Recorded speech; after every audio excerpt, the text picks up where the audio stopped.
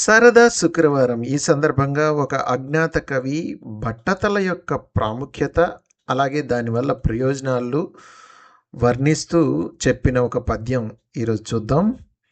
మొదటగా పద్యం చూద్దాం.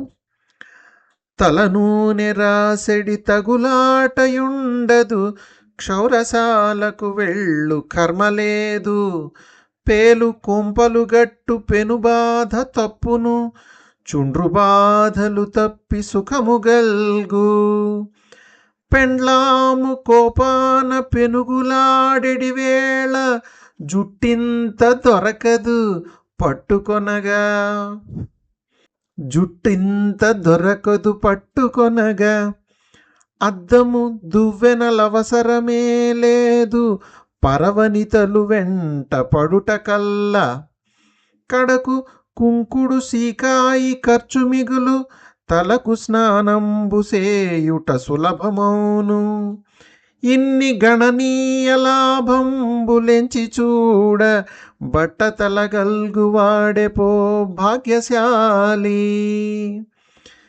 ఇక్కడ బట్టతల గలవాడే భాగ్యశాలి అంటూ బట్టతల యొక్క ప్రయోజనాలు, దానివల్ల సుఖాలు కూడా వర్ణిస్తున్నారు.